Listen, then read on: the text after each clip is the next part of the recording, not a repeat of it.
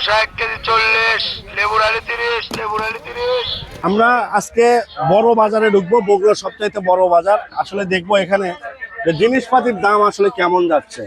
আমরা বাইরে শুনতেছি একটা, বাজারে আসে দেখতেছি একটা। তো বন্ধুরা আসেন আমরা যাই, যে আমরা দেখবো যে গত রমজানের চেয়ে এই রমজানে বাজারের দাম কম কিনা, বা কোন জিনিসের কি দাম, আমরা এটা যাচাই করবো আজকে।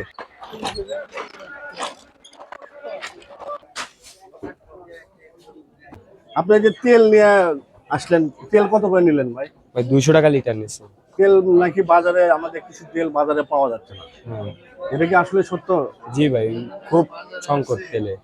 শুনতেছি যে জিনিসপাতির দাম অনেক বেশি রমজান উপলক্ষে।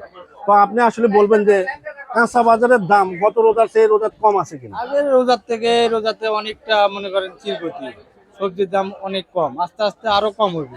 রসুন রসুন আমাদের বিক্রি হচ্ছে 100 টাকা থেকে 120 টাকা কেজি। আদা টাদা সব পেঁয়াজ কত করে?